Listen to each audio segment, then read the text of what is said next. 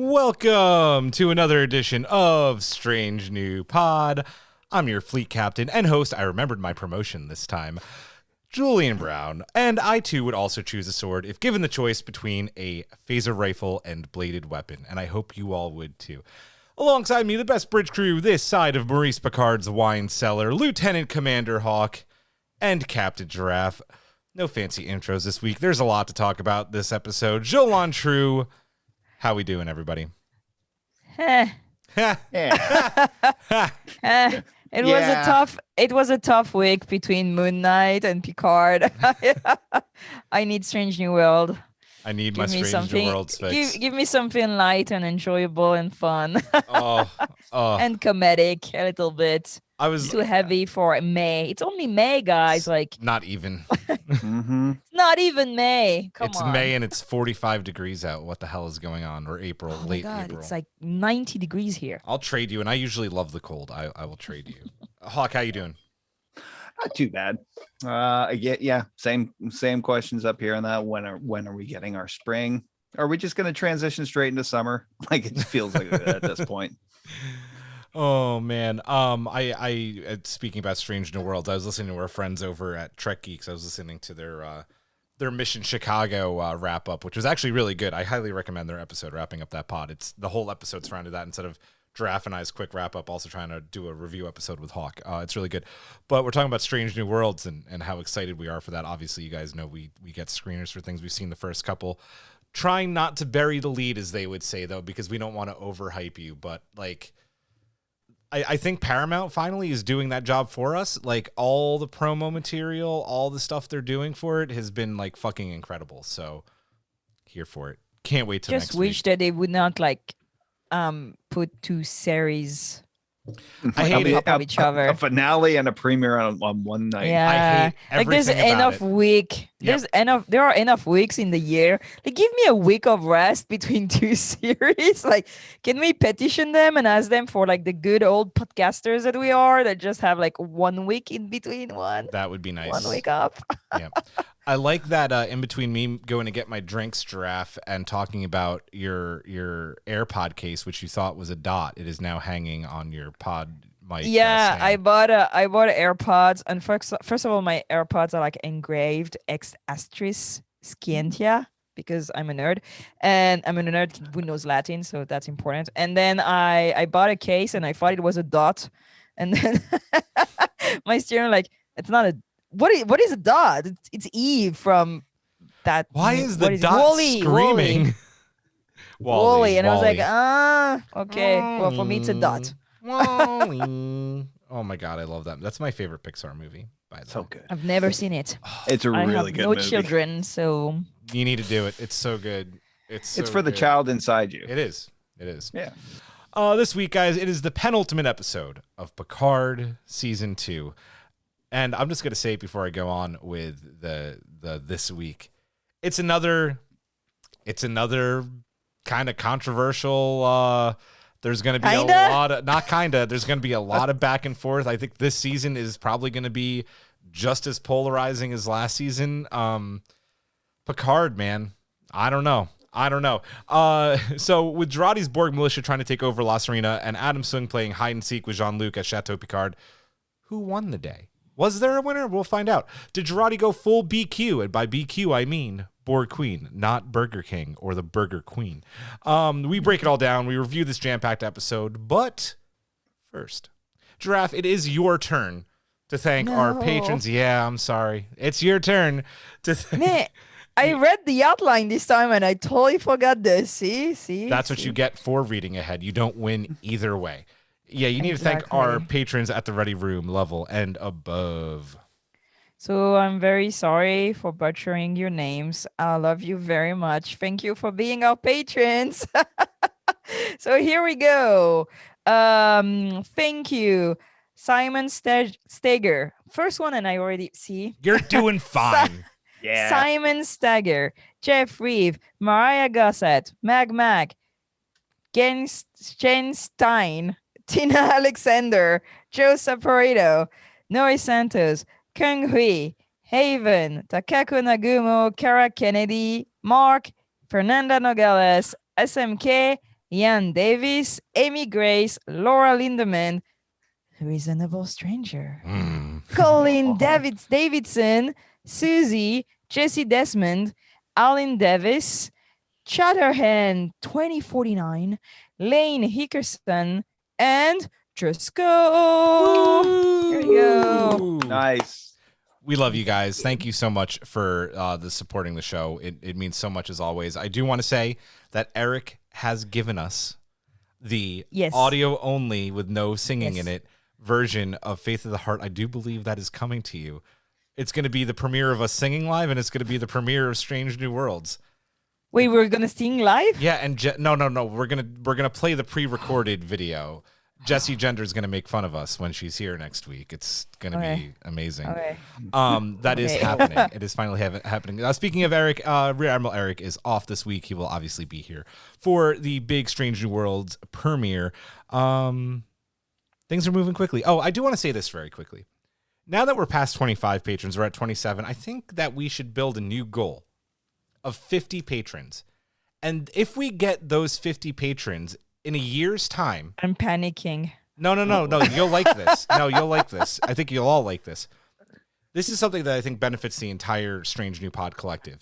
If we get to 50 patron members by next May, and I think we can hit that, 50, we will get a table at Mission Seattle. So just think about that. You guys help us out. Tell your friends. Join the Patreon. All that money will hopefully go into us help at least getting a table with maybe another podcast at Mission Seattle. So think about that. That is our next Patreon goal. Thank you guys for getting us where we are today. With that being said, Have another happy hour. oh, we do. That's bi-monthly. I think that's coming up in May. Yes. Hey. Yes, we will have another post-pod happy hour, and it'll be very fun. So, with that being said, it is time for my favorite part of our show. It is the Strange New Loop. And with the reveal near the end of this week's episode that Jurati and the Borg Queen would try a new way of assimilating people, a nicer, more, what's the word I'm looking for? More humane way of assimilation, giving people a choice if they were in a bad place. The question I posed to you this week: would you offer yourself up for assimilation if it was a chance to live? If, like the Borg Queen was talking about, you're on a derelict ship, your survival's gone. Borg Queen comes along and says, you can join our collective, and your biological and technological distinctiveness will become part of our own. It'll build something bigger and better.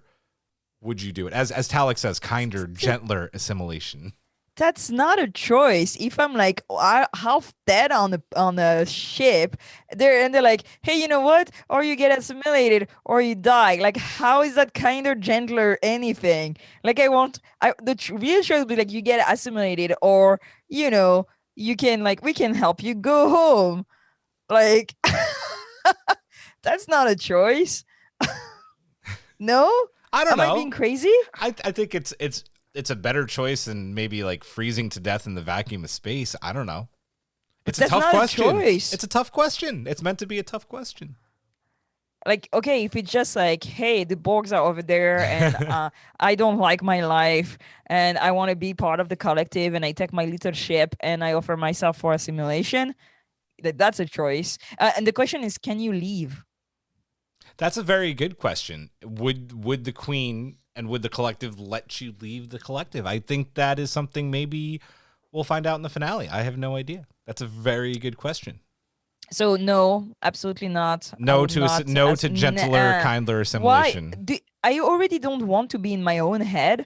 Like, I don't want to be like in everybody's head and everybody in my head. You imagine the nightmare? Like, I feel I'm like the crazy Aunt Rama, in season 1. If they assimilate me, I'm gonna that's going to destroy their cube. You're gonna break the whole cube. I'm gonna break the whole cube. They don't want me. They should not have me. Only fucking Giraffe's energy could destroy an entire. All of a sudden, like, dude, Crazy Romulan aunt energy. The fucking Too Borg many cube. theories. The Borg cube would just start glowing green, and a fucking like giant giraffe neck would just come out of it, and it would explode. They would like just like you know, like yeah, like Oh my no, god! I'm crazy. I'm crazy I love Romulan it. aunt. I would break the cube, so not for me. Thank you. Real quick, Haven just subscribed at tier 1 and have subscribed for 13 months. Thank you so much again for your support, thanks. Haven. You rock. And they say, sorry, happy Trek Thursday, and happy Trek Thursday to you too, friend. It's going to be a good one. Hawk, before you go, I really love this comment. One from Joaquin Slolia, because I mentioned the Borg, possibly the Borg Queen being the Burger Queen, and it would be such a twist. Joaquin slowly says, if Agnes became the new Burger Queen. Take that, Burger King marketing.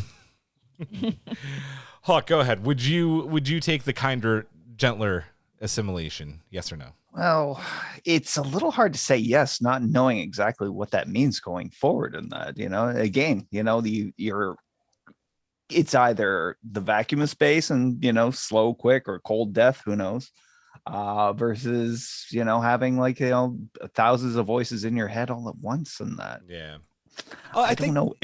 And not just the vacuum of space too, right? Like a planet that maybe has a famine and people are going to die that way, or there's a plague, and like. But then they have a lot of technology that could help them. If they're doomed 100%, right? Like nothing can save them. That's happened in Star Trek before, right? Okay, I took it more like when I watched the episode, more like if you're like desperately alone and you feel like nobody understands you and basically you feel your life has no meaning, then you could join the collective, and the collective would be your family, would be, would give you meaning, would like your life would have a purpose. So basically they're like an antidepressant kind of antidepressant collective. But like if the alternative is you die a horrible death or you become a Borg, like I mean, that's not very nice. True. And that does raise an interesting point in that, you compare it to an antidepressant in that, but we've seen like what happens when people leave the collective and that, and it's a lot of it resembles like kind of detoxing from hard drugs. Detoxing, PTSD. Yeah. Sorry, Hawk, I interrupted you there. Did you have any more thoughts on the yes or no as to assimilation? Would you get in line? Would you drink the Borg Kool-Aid? Oh, given the choice, live or die, I'm probably gonna have to go yes, because I'll go Tyrion Lannister on this. It's like death is quite permanent in that, but life is full of possibilities. An interesting thing, because is being a drone, whether this is a kinder, gentler collective, is it still living if you're a drone? Which is the question, something maybe we'll find out in the finale. I'm going to read some comments on Twitch. I believe that Joaquin Sully said that they would. Also said, if the model is 7 like Agnes described it, would that mean they're able to alternate between collective as a hive and independent? I think that makes a world of difference, because if you could still remain independent sometimes and be part of the collective of others, I think I would do it, right? Like that might be okay. If that's my last option, I'm dying, I'm going to get thrown out an airlock, I'm going to get Laura Rosalind, then like, yeah, I mean. Yeah. Laura Rosalind as a verb. Yeah, I mean, I think I would do it. Let's see. We need like the Cisco meme. I'm going to fucking Laura Rosalind you into the beam or into the wormhole. Oh my God. Yes, absolutely. Jay Krabs said, if I was dying, I would take the assimilation. Yeah. Any others? I think that Haven, I think, says they would as well. Yes, correct. Well, not correct. Everybody is entitled to their opinion. I'm the only one that would like just like. No, you say fuck you. I'm done. Throw me out the airlock. Borg. Yeah, badass. Resistance is not futile. I'm gonna just off. Bye. Dig it. I'm gonna be married and like while being frozen to death. We don't have time for your bullshit, Borg.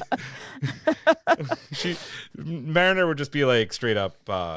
She'd be like this. She'd just be. Are you f***ing kidding me? Hell no, I'm not getting assimilated. No.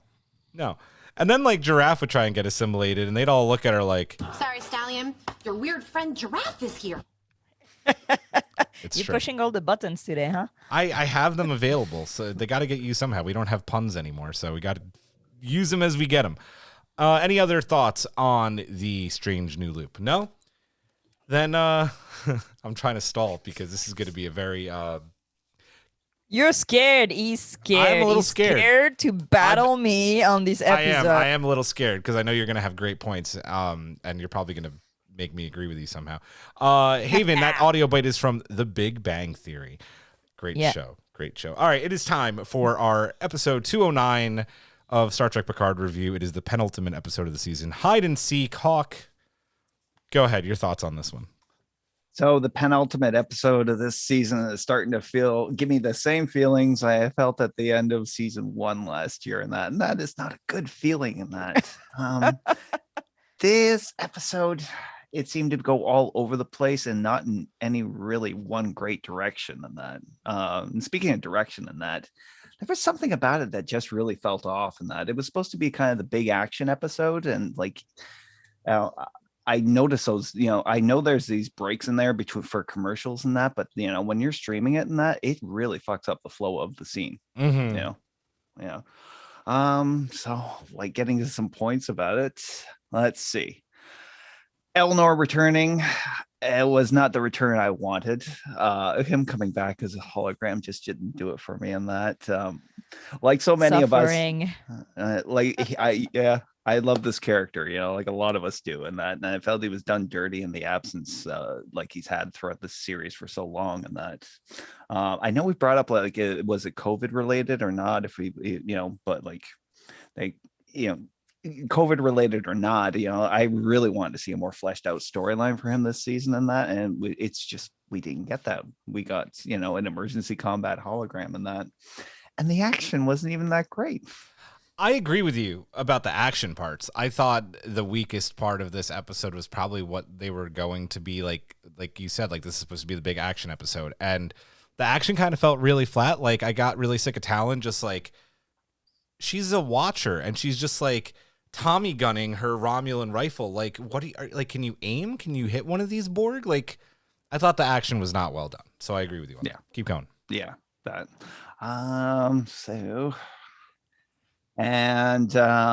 Adam Sung in this episode, and that I know I wasn't on last week in that, but his turnarounds are just like, his motivations are just weirding me out. I just don't understand them. Like, I know the Soong characters throughout history are all a little fucked up and a little bit crazy and possibly a little bit evil in that, but like just the way he's just like willingly goes along with whoever comes along and offering him like a future. It just didn't seem realistic in that, and they just to do the full heel turn in that, it's weak. It's a very WWE heel turn, right? Yeah. It's almost it's like a big bad for a secondary big bad for absolutely no reason. Let's see. The best part of the episode is still been for me has been Allison Pill. I still think she's been, still the best character turnaround in that, and she still got the most showy part of this episode.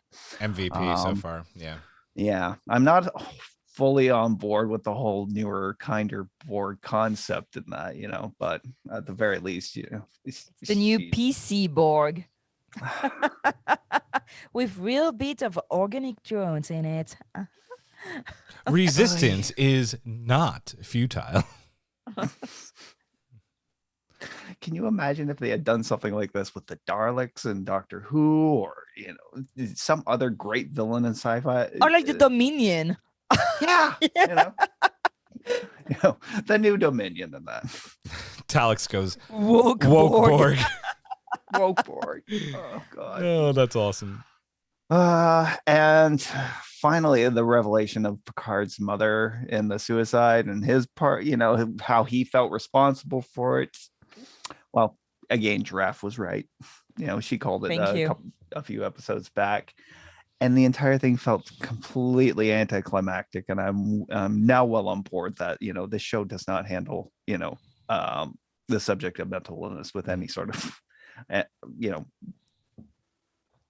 quality, or Empathy, empathy, yeah, subtleness, realness, responsibility. Yeah. Again, yeah. I was trying to come up with all sorts of excuses. Well, it's like she didn't want treatment and that, and maybe mental health is really, is still far behind in the 24th century. And no, it's just the show's writing on it has been terrible. I disagree with you on that last point, Hawk. I do think that in every Star Trek series we've seen, it's evident that mental health is still very far behind. And even though this is supposed to be this perfect utopian society, somehow mental health is still a stigma, because I feel like they're doing it on purpose at this point. Like, it's got to be that it's just something that they haven't, it's the one thing that they haven't gotten right. And I know that does sound like maybe making an excuse, but the amount of times that they haven't portrayed it, whether you say correctly or in the way that we think they should, maybe it's purposeful at this point. Like, I really believe that, because I honestly didn't have as much of a problem with it. I actually really connected with it. But I mean, I get what you're saying. I just don't know if I necessarily agree about it. Like, that could be a thing. Like, no, even in utopia and even in paradise, nothing is ever truly perfect. So, I get that. And, as far as medicine, look at Starfleet and their admirals.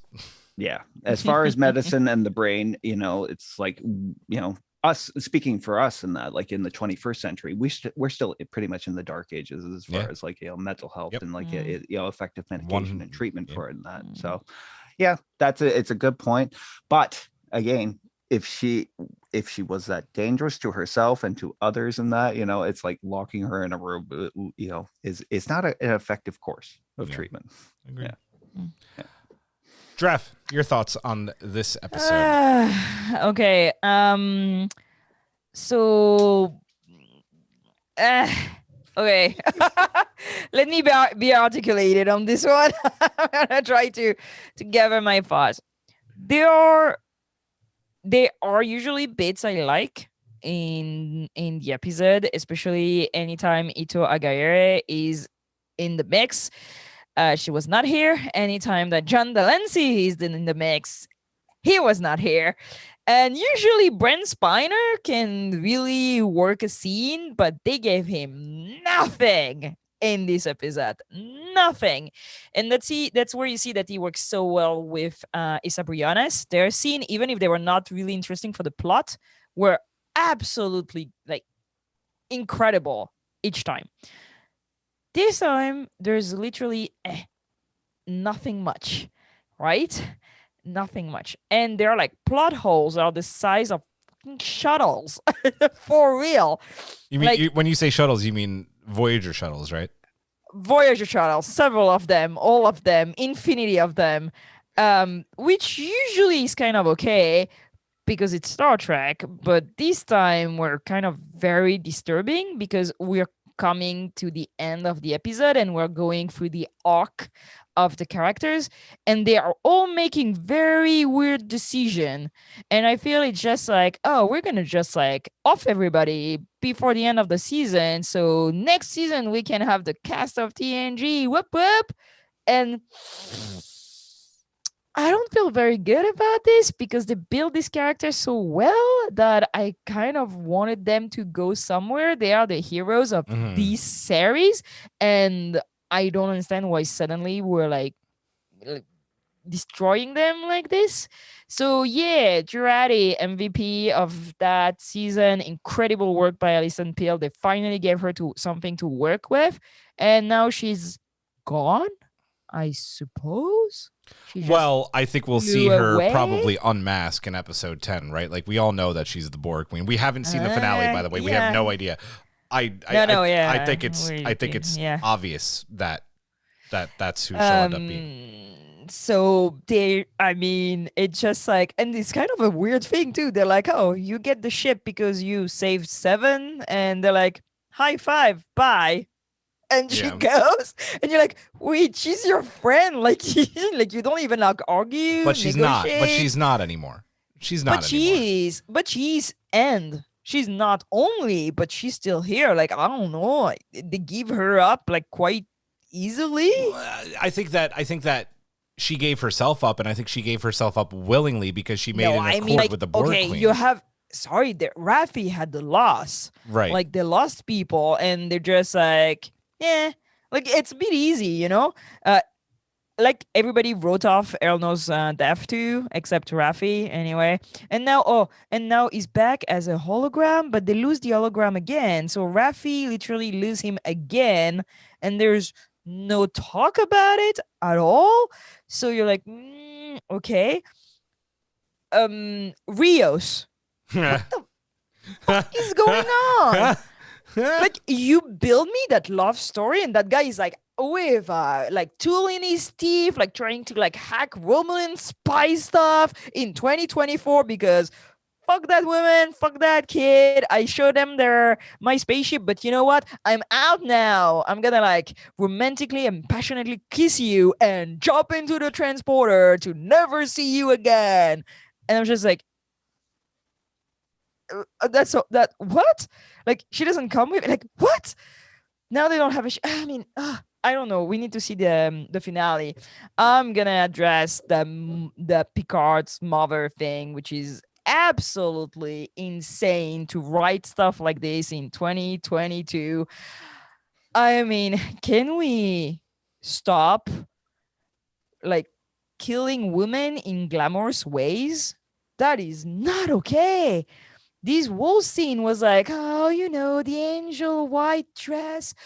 Oh, she's floating. What are you doing? Like, I know that it's the kid that sees that. I mean, God forbid, but I do want to keep going on that. I do, because I think it's important while you're talking about that to read Joe's comment, because I have to point out to me that the mental health stuff we are getting is from the point of view of an 8-year-old.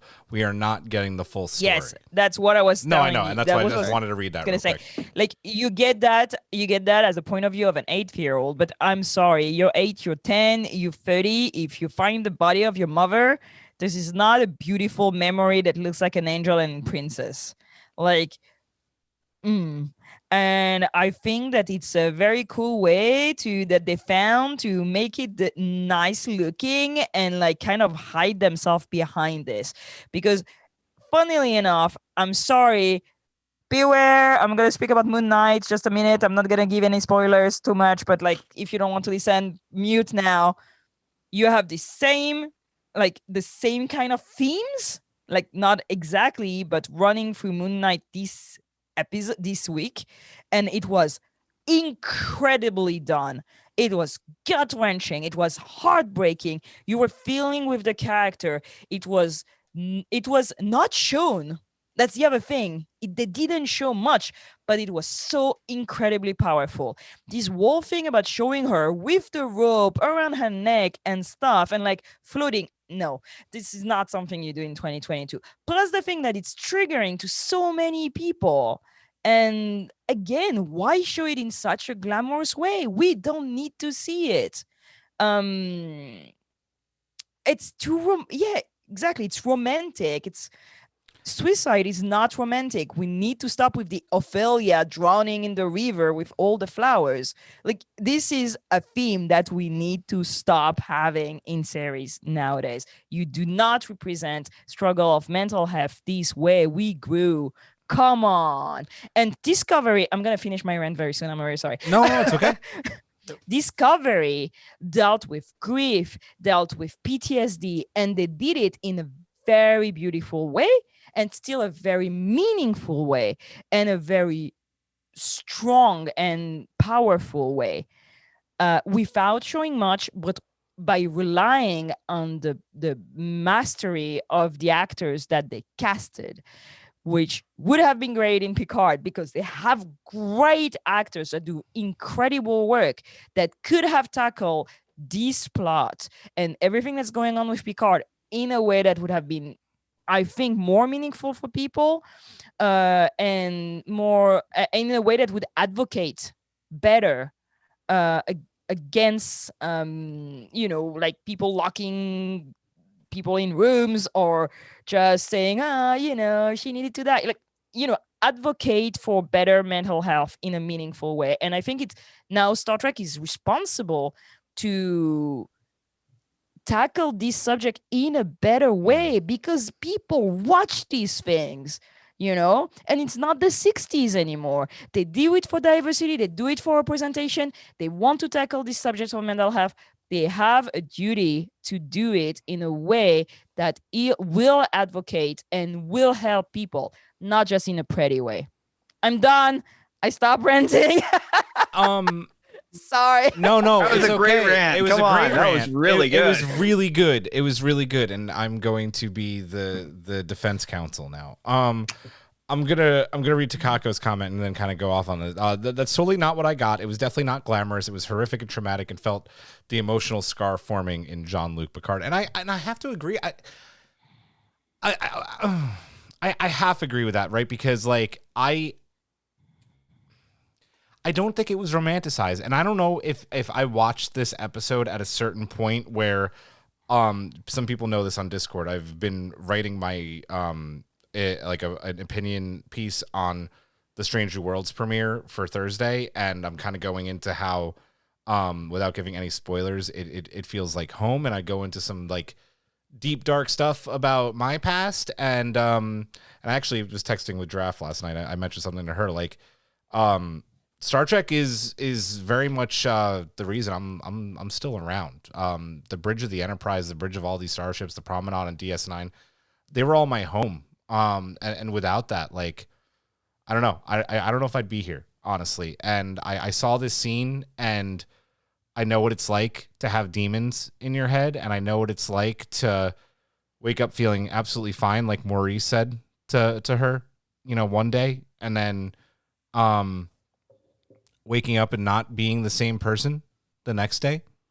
It's very weird. I still go through it. I don't have those thoughts anymore, but I definitely have good days and I have really bad days. And I was writing that piece, and then I watched this episode, and Jean-Luc Picard is someone who has been with me my entire life. So I don't know if that had an impact as well, but like, I really felt it. Like, I really felt was what he was going through, and I do feel like it was advocating for mental health, even though Star Trek, you're right, Draft, does not do it well. I don't know why, but I thought that it did a service for me this week. I don't really know what else to say on the subject. It really hit home for me. Now, the one thing I'll say to counter that is they really fucked up with not putting a disclaimer at the beginning or the end of this episode, which is something that a lot of television shows do these days. They say, warning, this episode shows, scenes of self-harm and graphic nature. And then at the end of episodes, then they'll do, if you're ever having these kind of thoughts, et cetera, et cetera, et cetera, please call the National Suicide Hotline. Mm-hmm. You have people for you. And sorry, it's a really big subject for me. There was no disclaimer at the end either, no, right? Did I miss it? No, there was nothing. No. And it's true that Discovery has done it. Yeah. Which I think so. I think Discovery, yeah. But this wouldn't this one hit me. And I think they did a good job. It was a win for me. I don't think it was perfect, but I think that at least for me, they really it hit me. So I mean, I have to say that I think what really troubles me is that the way that women are represented. That's fair. Yeah. Is always this way. You would not see a man suicide. Like we saw like other series where there are like men killing themselves, and it's never represented in such a pretty way. And right. I there's a question of gender representation too, that I think is what is troubling me more. Maybe even on top of all the things. But it's true that you feel for Picard, especially because he's so old. Yeah. So there's something very touching and very heartbreaking, even more than touching, heartbreaking, to see him recollect. There's one thing I didn't understand though, is did he forget all this, and being in the place reminded him all that, or Did he buried it so I think it's well that buried. Look at who he is through 7 seasons of Picard. I mean, TNG. I mean, I think that is very much buried. People. I mean, yeah, I think so. I mean, I like the touch that they tried to explain why he was seeing his mother in Where No Man Has Gone Before. Yeah, but still, I don't know. I want to read SMK's comment real quick. I think it's important to consider that there is a difference between advocating for mental health and suicide prevention and showing the reality of tragedy that many people survive. It's a great point. I'm going to go into my thoughts because I just went on that subject. So I loved this episode, though I will say this. I watched this episode 2 weeks ago. I was having a really bad, it was right back when we got from Chicago. I wasn't feeling well. I was a little sad.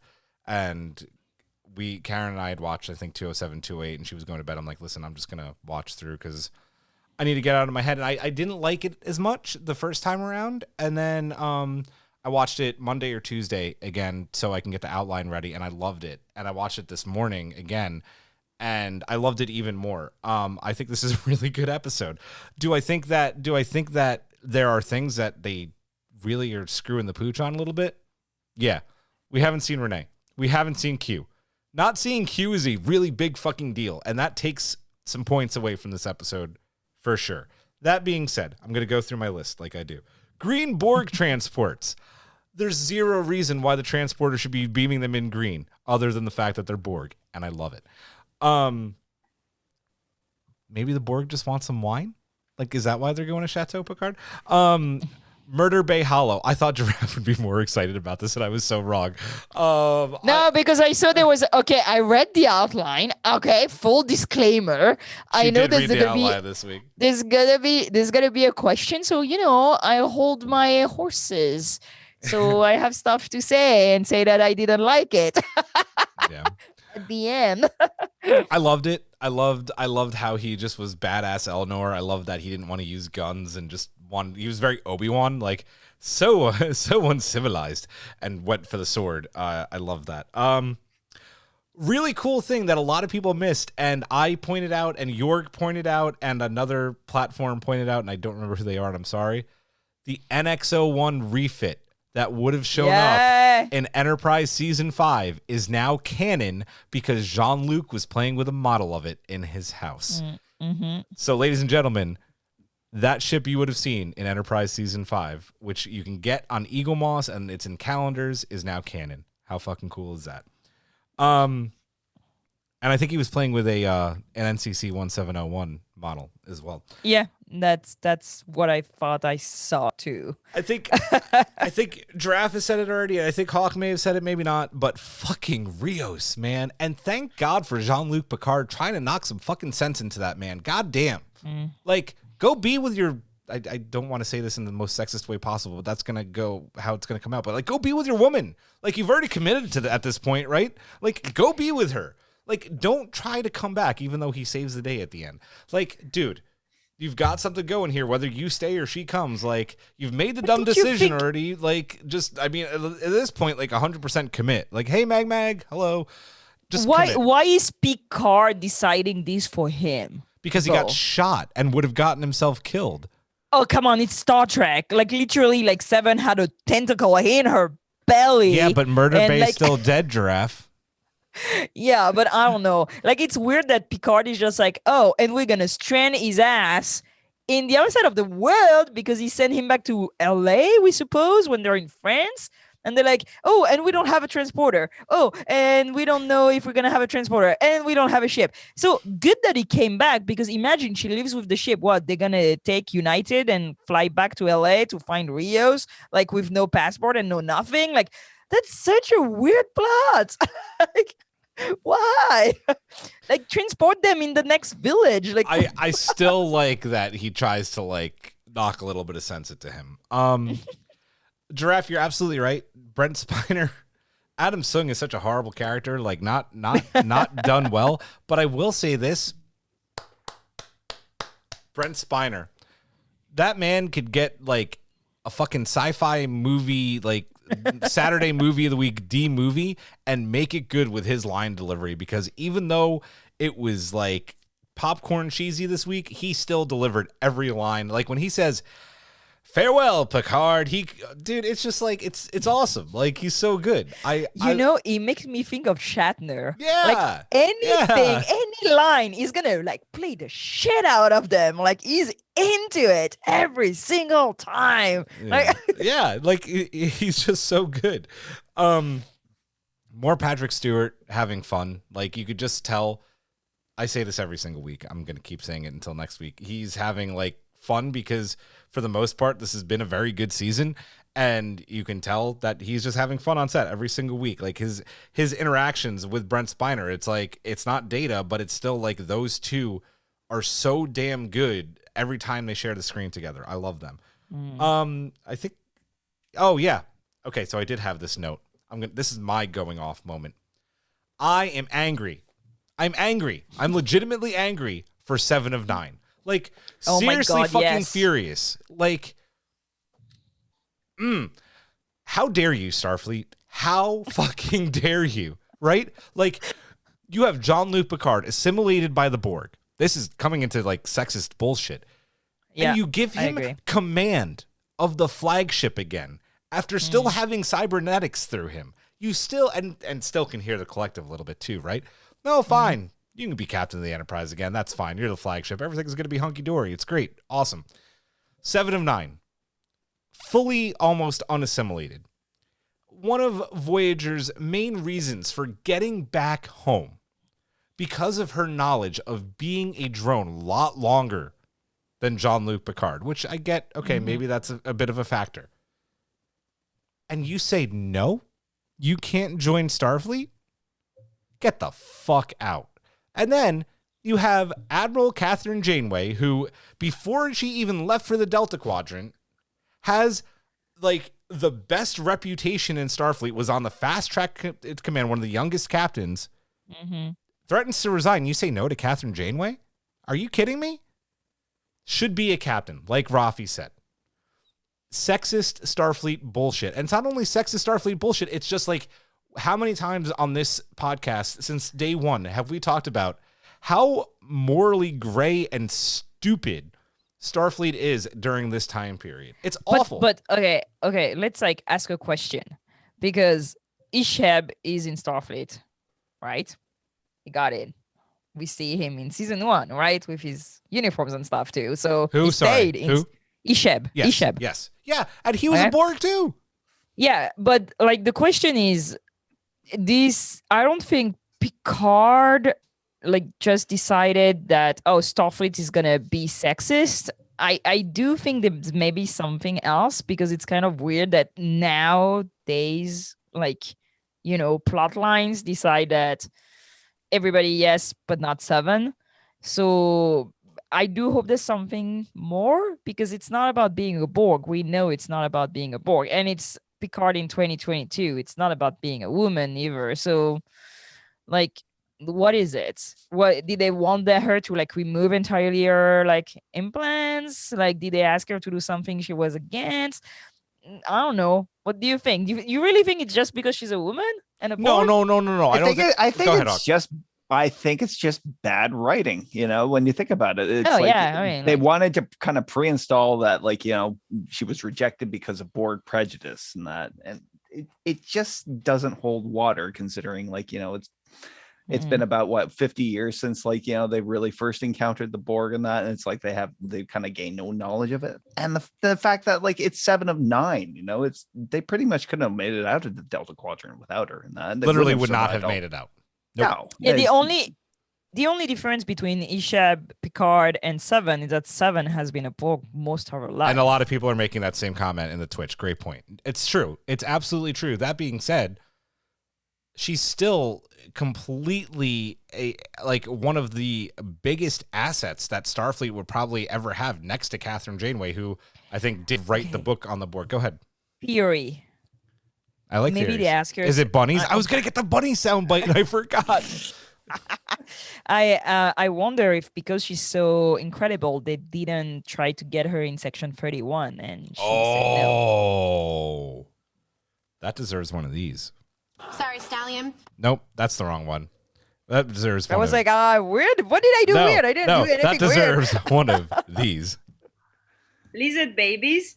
Hell Okay. yeah. Yeah. No, but that would make sense because like somebody like her, they already tried to like recruit her like in the like time patrol, murder and Scully people, whatever. And I do think she's too extraordinary to just be a captain. They would not let an asset like this just go to command. No, you know? I think that 7 of 9 goes immediately to Starfleet intelligence. Like that makes the most sense, right? Yeah. Yeah, and that was not for her. Yeah. Yeah. Good point. At the very least, like, deep space stellar cartography. Yeah. Like send her back to the Delta Quadrant on the Protostar with Chakotay. Like, Sure. I mean, things you could do. Maybe, maybe Prodigy will give us more answers. You never know. I'm gonna keep going. I have a few more. Sorry, I'm going long. Elnor picking up his sword. I already mentioned it. It's that Obi-Wan moment. I love it. It actually reminded me more Pulp Fiction. Oh yeah, no, he made that comment too. He made the Bruce Willis. Yeah, he made. Okay, sorry, I didn't read the comments. No. He made no. The reason I'm saying that is because Evan Avagora said that on the Ready Room. He's like, yeah, everybody kept on calling it that Bruce Willis moment from Pulp Fiction. Yeah. I don't understand why he's hiding. Isn't he supposed to be a hiding? hologram? Oh well, he was getting outnumbered. Yeah. I don't know. But he's a hologram. They can't kill him, no? No, they can't. I don't know. I have questions. Lots of questions. There's I a don't lot of understand questions in that. stuff. Like, wait a minute, because like the whole ship is hollow projectors, right? Yeah. Yeah. Why is he wearing? I don't get it. Wearing Yeah, he a was. He's hollow wearing It made no a sense. hollow emitter. I really So hope is he that going- someone explains that this week because that Like made he's zero gonna sense. lead, like the ship is gonna go and you're just gonna have Elnor in the woods like, hey guys, I'm back. Maybe that is though. For real though. Maybe.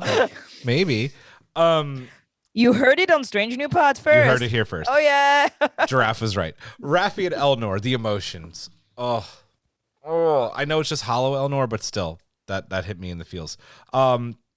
Dude, 7 transporting the Borg into the walls. What a baller and dope moment. I love That was that. cool. That was so That was cool. so cool. Jurati reasoning with the Borg Queen, making sense. Like the whole kinder, gentler Borg. I know you guys aren't here for it. I am. I dig it. I love. No, I like it. I'm just like okay. don't know where they're going I with it. especially like it for the way that Jurati just straight up puts it right there, puts all the cards on the table. Look at all your cubes exploding. This is what happens in the bad timeline and the good timeline. You lose every single fucking time. It's time for a change. Not the Donald Trump kind, maybe not the Joe Biden kind, a different kind of change. Gentler, kindler Borg. Kindler. I keep saying kindler. Can we just add that to the dictionary, please? Yes, please. Please. It's our new word. Kindler. That's a new pod word. I dug it a lot. I have a quote that I really like. A Borg collective that embraces the uniqueness of its members. And I really liked that line a lot. Quick, easy Do they way. get to like find hookups when they dream? That's the only thing I want to know. Yeah, probably, right? Yeah.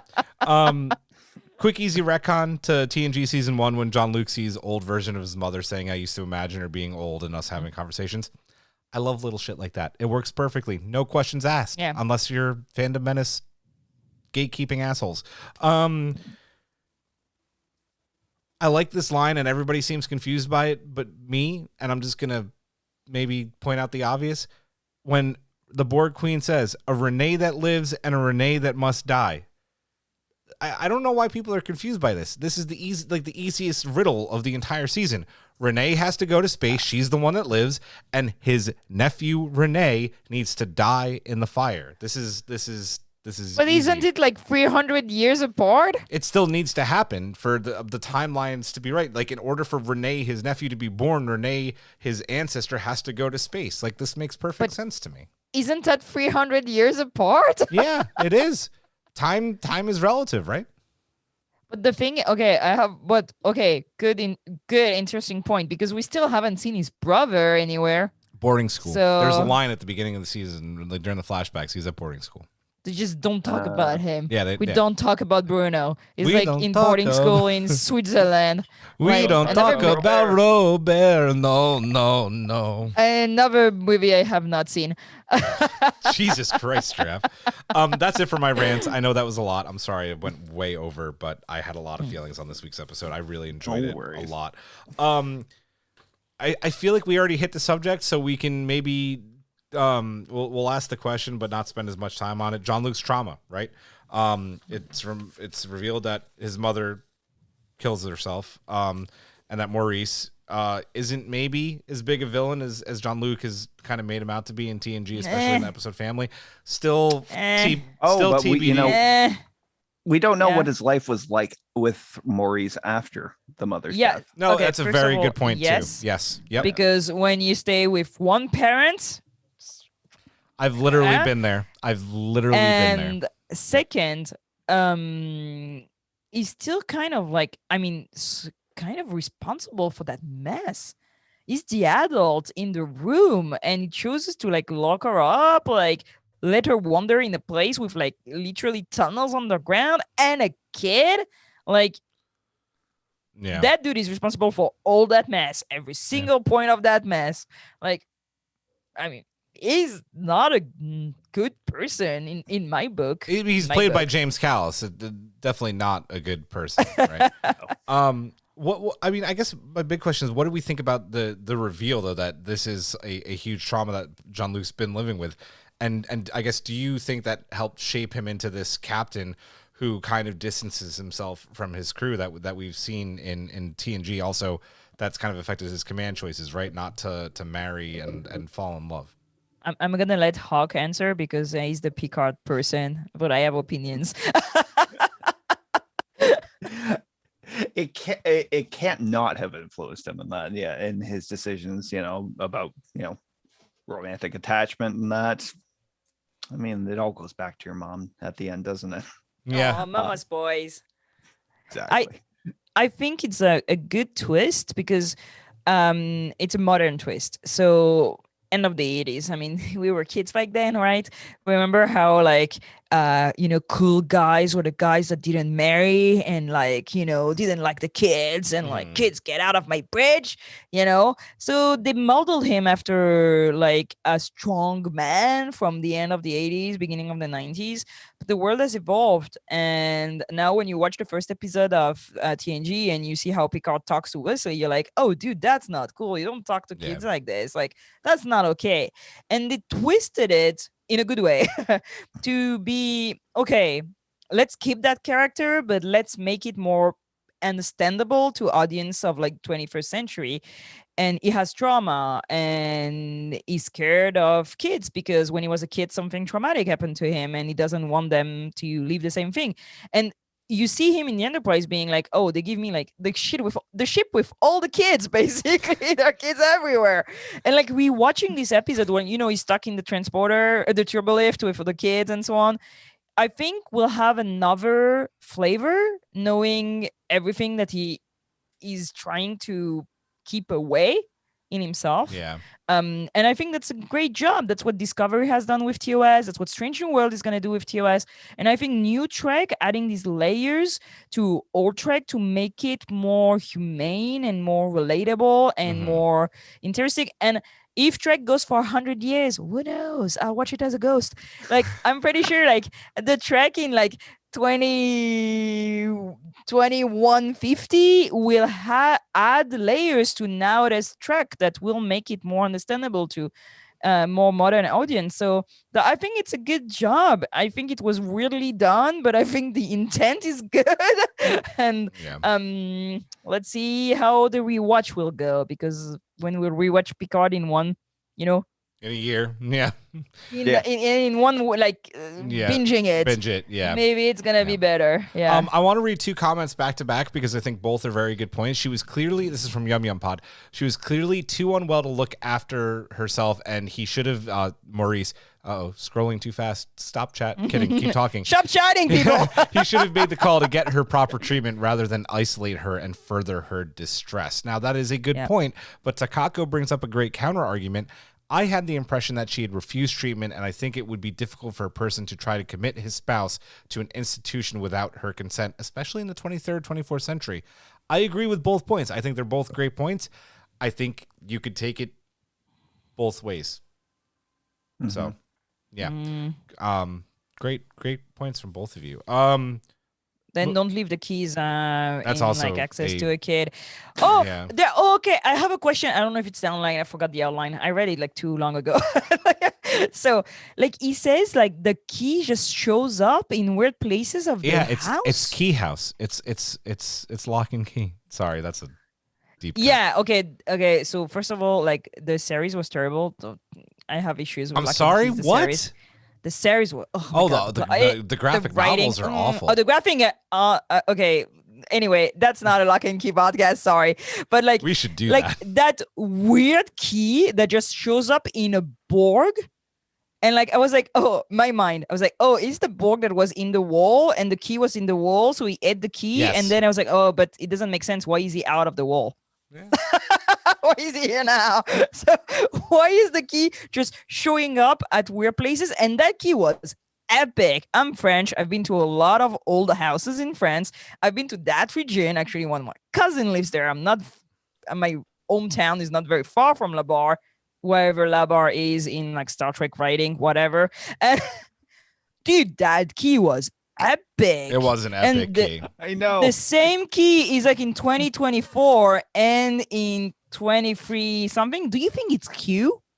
Oh, don't. That's a great theory. I love it. Oh, stop it. I like that a lot. It really was an epic key. I mean, just from the look of it, you could think it would open the door to Narnia. I went like crazy and so I was like, do you think it's Q? But I do think there's something weird with that key. I want to read one more comment before we move on to the next question from MC Frodis. I would like to know how Picard, who has spent decades around in a Lorian and a Betazoid, took until his 90s to get to his major issue. It's a great point. Plot holes. Let's move on, guys. Jurati and the Borg Queen, they become one. Unimatrix 1. Probably, maybe, right?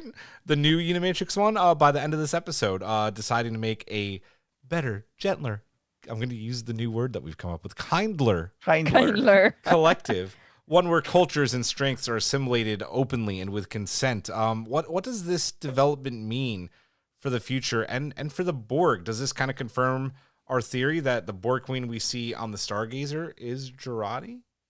Okay, she is. Yeah, duh, I know. Yeah, yeah. It's interesting because it's like, well, isn't this the whole concept behind the Federation itself? And that is to, taking on new cultures openly in that, and it becoming part of a whole. So, is the Borg the new Federation? Oh God. You imagine it's like, but where's your cousin? He's gone to the Borg. He's gone to the Borg. What happened in his life? That bitch. Like, really? You didn't help him? Like, you let him go to the Borg? I think like it's gonna be an expression, like somebody disappears, like he's gone to the Borg. They'll be like pamphlets. Have you seen this drone? Have you seen Call this person? subspace number. He's gone they to the have been Borg. assimilated. Oh man. True. They were asking for walking slowly, saying they were asking to join the Federation in the premiere. Yep. True. Yeah. I was gonna say it goes back to they wanted to join the Federation. They were calling for peace and that, but it's still kind of jarring as like, why did that whole interaction go so bad with the Borg Queen trying to take over the ship and eventually the fleet? And listen, very peaceful. No, we found out, right, a few weeks ago, someone from Star Trek, the producers, tweeted that, they're all talking. They're in constant conversations with each other to make sure the canon for all the shows works. And Joaquin slowly brings up a great point. Maybe they will. I was laughing at that. Explaining the kid in front of the O'Brien statue, the little 5-year-old Borg drone in school with all the other kids, right? Maybe the Borg are part of the Federation in Lower Decks, right? I love it. In the far future, when Chief O'Brien is the most important man in Starfleet. That's why we named our puppy Miles. You know, most important man. We stuff. rewatched a piece of the action yesterday, and we were just saying that we really want a Lower Deck episode where we learn that Mariner is loaded because she goes and cut the 40% for the Federation to the ocean every year, and nobody knows it. Everybody forgot, but she goes and she has the money. Sorry, Stallion. Oh God, I keep hitting that wrong soundbite. Oh, this is the one I wanted. I want to know what the hell is going on. Oh, Okay. We're craving for some Lower Decks. We've been bringing it up a lot this episode. best panel at Mission Chicago. Not true. It's also, I think, the best new Trek series on TV, though. I think Strange New Worlds is going to quickly take that title away. I was going to say this, and I think I don't have a reason to anymore because you weren't a fan, but I was going to say Murder Bay returns as a hollow. Giraffe, go off, but I don't think that you want to go off. I mean, I was very glad that Evan Evagora was not just, sent back to LA and be like, eh. Oh, no, they're shooting in LA. I'm back. I'm stupid. But anyway, like, she was like retired. But that seemed a bit desperate. That seemed weird. I don't know. And like everybody was saying that on the chat too. It's a Confederation ship. Do they have hollows? Like they seem to have a lot of synthetics, but not hollows. Anyway, I just thought it was great to see Ivana Vagora. It was the fight scene were kind of cool with like the sword, and it was badass. I didn't understand why he was hiding. I didn't understand why he had an emitter. And the thing with Raffi is it's like how we get the Doctor back in New Trek. This is absolutely how like Star Trek goes. It's like, oh, I have all his memories, and you're like, from when he was in an other ship and not because that's a Confederation ship. No. He got killed on the Confederation ship too. No, I know. So he has like his last memories, but what about the memories of the talk that they had together? Yes, he said he had that. No, he said he had that. He said he had that. Yeah, but he can't because that was not on the Confederation ship. Which talk? The talk when she like tries to not let him go to. Oh no, they still have all their memory. No, he said he has all of Eleanor's memories. He said. Basically, what happened is like, if they have all the same technologies and that, then those ships and that, like the La Serena and that, did a neural scan of them as they came on board and that. Like that whole thing with like Rios and the holodeck programs of himself was based on his neural scan when he first when he first took possession of the ship and that. So obviously like the same thing happened with Elnor. Sorry, but like isn't that like a violation of your privacy? Not if you're dead. Not if you're dead. So when you die, they like scan your brain. That's like what he did. That's what she did. She scanned his brain when he was dead in the freezer. Yeah. Giraffe's stunned. I need a screenshot of Giraffe's stunned face. That's messed up. Well, okay, I really hope they're gonna fix the timeline and bring him back as a character, because I had so many theories about Elnor that I want to know why this kid, why Picard like saved him. I do feel right now that the writer is just gonna tell me, we'll never know, and too bad, it's just reasons, plural. But like, come on, can we close some of these these arcs and some of these plot lines, because I'm tired of like keeping count of all of them. What I need to know. Hawk, any thoughts? I was gonna say any thirst because of Giraffe. Any thoughts on Murder Bay? Any thirst. Murder Bay returning as a hollow. Very weak way of returning him in that, like because I've been anticipating his return at some point now, because we know we all saw him in that promo image and that aboard the ship and that. I know he had a sword in hand. This isn't the way I wanted him to return. Unless they somehow fix the timeline and he's kind of magically placed back where he was supposed to be in that, or they take his consciousness from that holo emitter and put it into a synth body like another Picard. Golem, just what we've always wanted. Yeah. And they buried them in a cave under San Francisco, and they wait 300 years, and then some archaeologists will find them and they will spring back to life, and they time travel. Thank you. Well, I know the what end. I'm watching. I wrote the finale. Thank you. Either way, I think that they've done the character dirty this season. Indeed. Speaking of Draft mentioning hopefully fixing the timeline at the end of this episode. Now, I'm prefacing by saying this is my own crazy head theory. I don't think anybody else has brought this up but me, but maybe I'm wrong. The Queen spares 7, right? At the cost of all of her Borg implants returning. The way in which they come back, it's basically exactly that time before the Stargazer blew up. It's her cortical implant. It's the little thing on her neck. It's her hand. It's all the implants before the time before the Stargazer blew up. So is that a sign that the future is still not fully written? It seemed weird.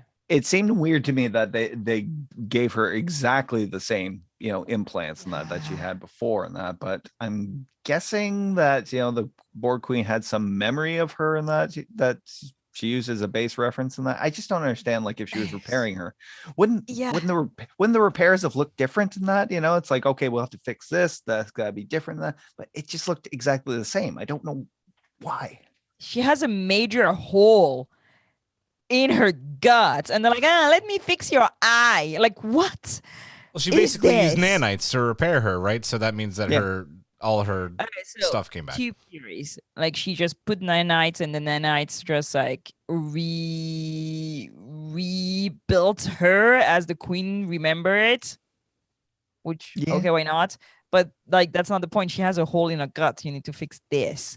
The other thing is, like, I thought they did 730 a lot in this episode. Like, the thing with Raffi is just going nowhere. So like, so you told us they were a couple, but they're never gonna act as a couple except to fight each other and be me. You're like, can't we just like have a women couple that acts normally? Buick brought that up in Discord. Like, the minute that she was saved, Raffi should have fucking kissed her. Like, any couple, and if that it was moment, like, that moment in the chateau when they're like, we're gonna die, we're gonna die, and they just look at them and it's like, and you're like, you don't hold her hand, you don't kiss her, you don't hug her. Like, we got it, Picard. You're very stressed and very scared about like showing 2 women kissing each other. But like, come on, look at your little sister Discovery. She's doing great. Okay, just do it. Your plot is weird. Give us look at Lower Decks, Mariner and Jennifer item. Come on, man. Like, it just, you tell us they're a couple, and then they act like, I don't know. I would hug my best friend at that time. Like, I would do a lot of things. We're gonna die. It's my lover. It's my lover. I would kiss them. No, but that's what I'm saying. Yeah. It's like, I would be more expressive in front of a friend. So they're lovers. They should be even more than that, right? Yeah.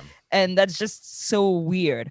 And that whole thing where like they like just like going through the chateau with like all the laser going on. I was like, what is that? A video game? What is happening? It's right out of First Contact, man. I love the lasers. I love the lasers. Yeah, no, I know, but like, it's just like the action scene you were saying are so weird. And Tallinn is basically just being a plot device, like being a transporter person. You're like, I was very, and they survive, by the way. So they cross that whole vineyard with like Borgs everywhere. That would have been a badass scene. I wanted to see Raffi and Seven just kicking ass and taking names in the middle of the vines and like the grapes and stuff, and then arriving to the thing. You see nothing. You just show them like, listen, we're here. And Raffi is all beaten up, and you're like, what? Hawk said it. The action in this episode should have been epic, and it was awful. It should have been so much MC more. saying Teresa and Rios have kissed multiple times, and they're like not even really an item. Like, we don't really know, and they're like kissing like in front of the kid and stuff. Like, they barely know each other. Is he my new daddy? I want to read one more comment. Go ahead, Hawk, please. Yep. I just had because like that scene, when they're about to cross, it's like, we're not going to survive this and that. I thought that they were going for at least a Thelma and Louise moment in that, and like I'm realizing that we got way more like LGBTQ representation in Thelma and Louise than we did in that scene. And that was like over 30 years ago. Yeah, come on, seriously. I want to read one more comment before we rate this episode from Mag. I like it. Eleanor is a memory, which is in keeping with the theme of memory in the series. I like that comment. I like the idea. I actually think that's very well said. Well done, Mag. Yeah. Let's rate this one out of 10 reformed Borg Queens. Top of the table. Hawk, your rating. It's a hard one. I know you guys are gonna shit on this one, and I can't wait to hear him. I love it. I should keep track I'm of going, what I'm rating. Yeah, 5.5 out of 10. You know, again, it had a lot to do with direction and a lot to do with the choices that they've made. You know, it's like, Julian, I love seeing this episode through your perspective on that, because you kind of softened the blow in that. But I think if they had better direction and kind of focus more on the action that was promised in the episode, and that it might have turned out better.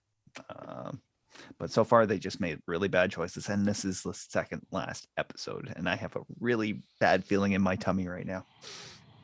Giraffe. I'm gonna give it, I think I said 6 last week. I don't remember. I think I'm gonna give it a 5. Yeah, again,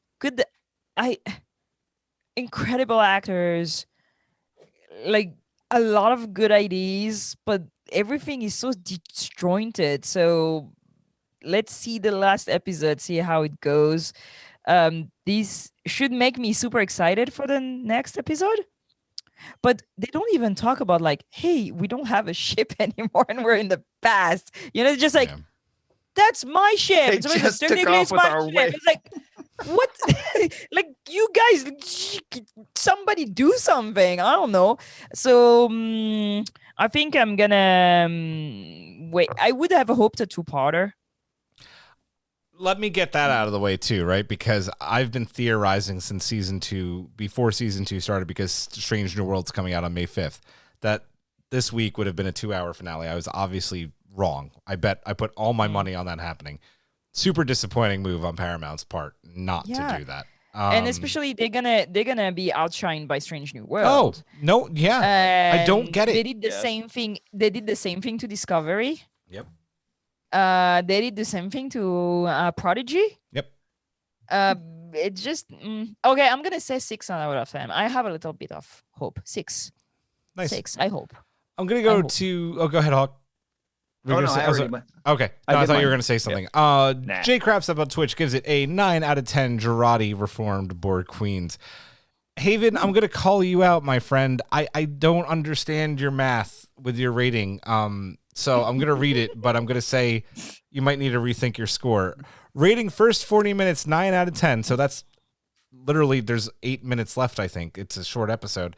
Last 9 minutes, 1 out of 10. Therefore, overall 49 is a 2 out of 10. I don't think that's the average. I don't think that's how that works. But I mean, I think it's like what, a 6 or a 7 based on that math, right? I don't do math. An 8. Yeah, that's a good score. Joaquin Slowly says 9 out of 10 Borgs transported into the walls because that scene was awesome. Could explain 8-year-old Picard's monster memories. Agreed. Who cleaned that shit up? That's a plot hole. With the moving keys everywhere. Yeah. NYR Light 8 out of 10 repressed memories. Some holes, but left me wanting more. Wanting to know how this will end. Saratuga, I'd give it a solid 48 out of 55. Okay. All right. Haven with the reply. It's not based off average. It's how it's still affected. Okay. Gonna move on. It's a lot of math. It's a too lot much of math. And guys. I was an English honor student and a math Friends, I'm into literature. And yeah, come same. on. I don't math. My daughter's the math, and my wife, who's in payroll. Let's get into the subspace to poll and mailbag. Hailing frequencies are open. And we asked Trek Twitter what they thought of Picard's penultimate episode, and this is what they had to say. Hawk, I feel like you never get to read the poll. Giraffe always does it, so I'm going to let you do it. No, I did it once. No, you've done it a few times. No, twice. Oh, I did it once. No, I did it twice. No, I did it twice. It's not a joke. Twice. Hawk, why don't you read my Fact-check horrible puns this week? Alrighty. So 47% said hollow bam. 22% said needs more tissues. 8% said hit a wall. Get it? And the walls. That Yeah, was the a bad walls. one. Brittany, where are you? Where are you, Britt? And 23% said, "What a Borg." Yeah.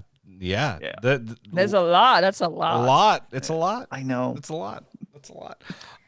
It's yeah, they should have done a two-parter, because if it was part one, everybody would be like, okay, wait, there's a part two. It's gonna go somewhere. But see, isn't this what we talked a lot about with Picard season 1? We're gonna watch this episode and next week's episode back to back, binging the entire season, and it's gonna fucking rock. Besides some of the glaring issues that we talked about this week. Yeah, but Picard season 1 had Romulans that were like actually being badass. So I just realized I didn't give my rating. 8.5.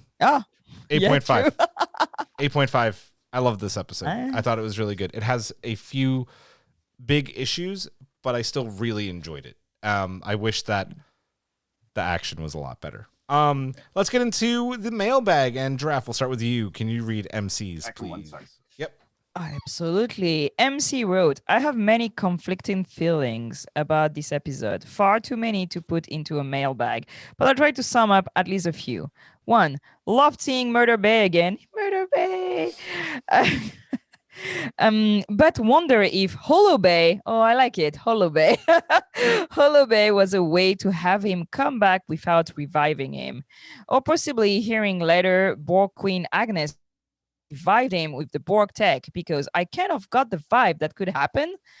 The fact that Seven got her implants back through the adventure leads me to believe there won't be a reset for the crew. That's a great point. Yeah. 2, Raffi and Seven were awesome, and I loved seeing them reconcile. The Seven backstory seems strangely placed, though. I think we should have found out she was barred from Starfleet last season. 3, what's going to happen with Rios and Teresa? I feel every week we get a different vibe as to how this is going to shake out. We didn't do the meter this week of which way it's turning, who's staying and who's going. Apparently he's not. I mean, he's not. I know. Apparently he's well. not. Yeah, but I always thought that she was going anyway. So. This is so weird that she's like, "Oh, you should stay here." Girl, what? Like, bitch, please. Ain't no one got time for that. The future has enough hero. You know nothing. You know nothing, Jon Nothing. 4, the Picard stuff is way too complex for me to go into briefly, so I'm not going to try. Setting aside my deep feeling about the storyline about Picard's mother, I am not loving that Picard seems to be in a completely different story from the crew of La Sirena. It honestly feels to be like he's on a different show than them. But for all of the issues I had, I was riveted. I would rather be passionately conflicted about an episode than indifferent. That is a great point at the end. That's true. Really like it doesn't make you feel anything, then what's the point? Yeah. Can you read Haven's, Hawk? Sure. This episode was extremely tough for me to process at the end. I thought it was absolutely amazing, minus the last 8 minutes of the episode. It literally took me an hour to calm down. I love seeing Murder Bay. It gave me absolute joy when Elnor picked up a sword. To add to MC's comment of we should have found out Seven was barred last year, I think it was honestly because of Admiral Janeway in Star Trek Prodigy. Perhaps we will see Janeway comment on that in season 1B or season 2 of Prodigy. Good point. Yep. Jessica wrote, I wish this episode was longer. Yeah. I still don't understand how, and congrats. Why? Go ahead. No, why does modern series doing like episodes that don't have the same length? Congrats to Halo. Every single fucking episode has been an hour, and they've been good. True. What are you doing? An hour. I'm paying a lot of money a year for this fucking streaming service. Like 38 minutes an episode. Like, are you kidding me? And apparently Disney Plus is doing it next week with Moon Knight's finale. It's only like 45 minutes. Really? Yeah. Ew. I can't wait I haven't watched a single episode. I can't wait to binge it. We're a Moon Knight podcast, Lock and Keys podcast. For a lot of different things. I really shouldn't have stopped Everything Is Permitted is what we're trying to say. No, I needed to do that for my mental health. Sorry, Jessica. I wish the episode was longer, as do we all. Absolutely love the badass defend the ship scene. Agreed. And the Borg Queen Jurati bits were incredible. Glad Seven is back, and her scenes with Rafi were lovely. As for Rios, good for him / poor guy. No idea where his story is going. God damn, is that right? Really excited to see how this all wraps up in episode 10. I'm sure we'll see one final stand from Q. Where was he this episode? I hope so. And Sung. Yeah. However, I don't feel the mental health issues were handled well, and although I can't comment on it in length, I don't think that subplot was appropriate for this series without an official trigger warning, agreed, or simply interspersed between the fight scenes. It frankly deserves much more respect and reverence as a topic. Very good mailbag, Jessica. Well said. Well said. Back to you, Giraffe, right? Giraffe, Yum Yum Pods. Yeah, I suppose, yeah.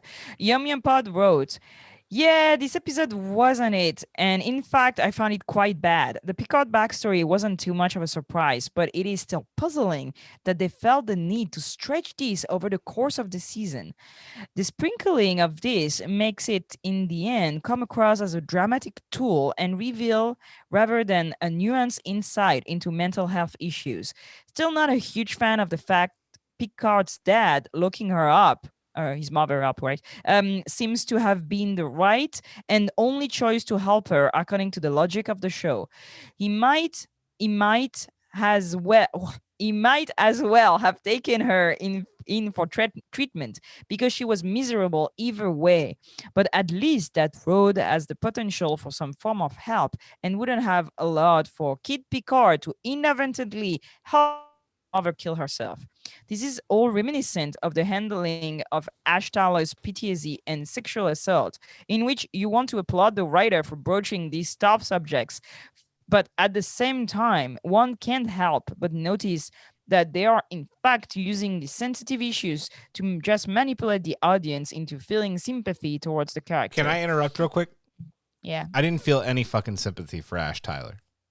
No, but I agree with Yum Yum Pa. Like, I absolutely forgot about Ash Tyler. When PTSD, I was speaking about Detmer, and like the way they handled Detmer's PTSD was so much better. Oh no, I than do what they agree did with that. to, I like, do agree with Ash that. Tyler. But I Ash don't. Tyler was. Yeah. This character was murdered by the writer, like murdered. So many that's bad fair. decisions. Yeah. Yep. Keep going. This show can be a tonal juggling act, and it dropped the balls here, in which we go from the usual antics of the crew to Picard's mother killing herself. It's okay to make an episode that is just sad, but just pick a lane and stick with it instead of catering to every single tone possible and throwing some action in for the sake of it. Well said. Totally agree. Yeah. Hawk, take us home with Colin's mailbag. Actually, before you do, I just want to talk about everybody's comments in the Twitch right now about time and length of episodes. Yes, in normal heyday of TV on broadcast television with commercials and everything, yeah, it's like 42 minutes. But a lot of streaming services in the early days of streaming, shows were like an hour. Like they were at least 50 to 55 minutes. Yeah.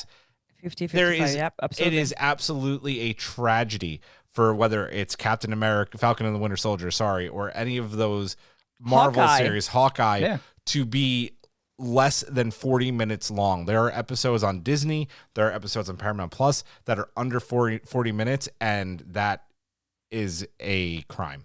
It is. You should be going 50, 55 minutes every single episode when you don't have to worry about commercials. I teach 55 minutes. Okay. Yeah. I know what 55 minutes like feel. I can count them in my brain without even having a clock. You can't do much in 45. Like to tell a story, you need especially with images. I get it. I get it if your idea and your plan was to put these on the streaming network and then put them on broadcast TV after, but Paramount has never put any of these except for the pilot of Discovery on CBS. So the logic isn't there. Colin's mailbag, Hawk. Yes. So Colin wrote, my main thought is that I am tired of dragging the story out with so many other stories. That being said, number one, glad Rios picked a lane and came back. He showed a lot of strength to do that. 2, brokenhearted to see Seven's Borgness restored. I get it, but damn. 3, It's been good to see Rafi admit her foibles these last 2 episodes. It makes her so much more likable. 4, I just don't believe the BQ would just acquiesce to being all love and cooperation like. 5, I am not as upset as others are about the suicide scene. I'm glad that storyline is over, but I sure do see where the ones who were triggered are coming from. I'm sorry it was so harmful. I did, however, like this episode. 8 out of 10.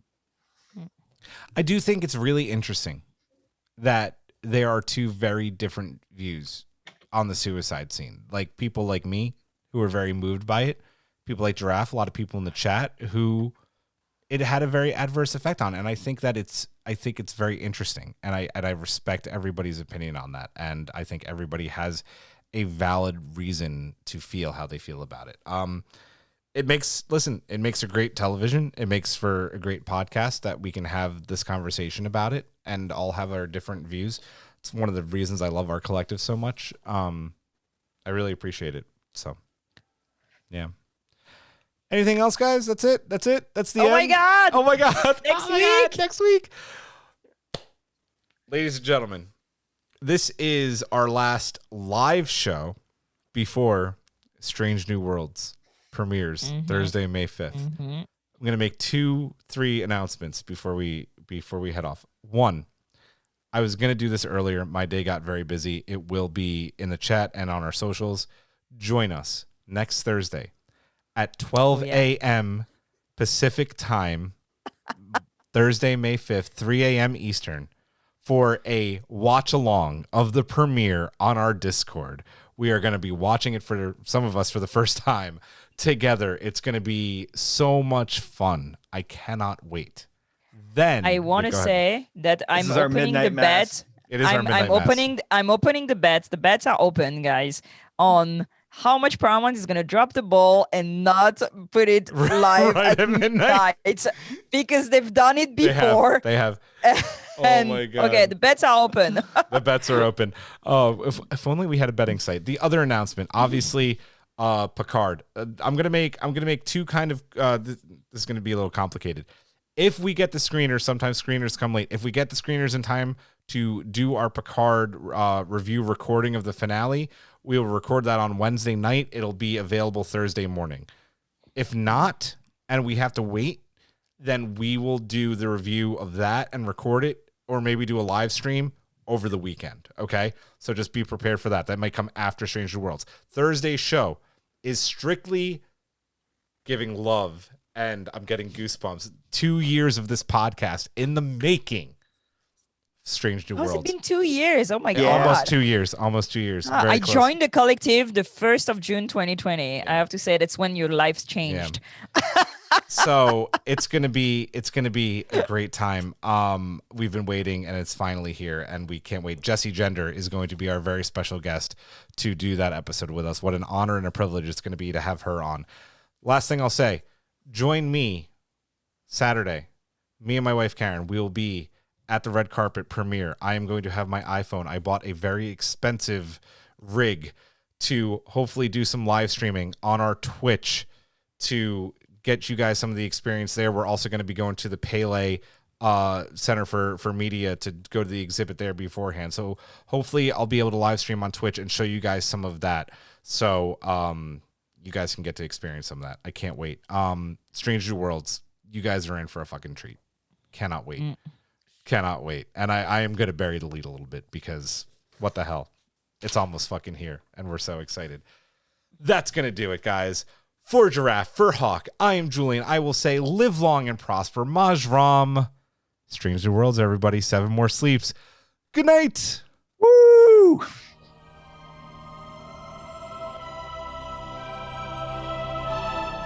Thanks for beaming into our podcast today. If you want to keep the hailing frequencies open, you can subscribe on Apple and Google Podcasts, YouTube, and Spotify. Like what you hear? Put in a good word with Starfleet and leave us a 5-star review.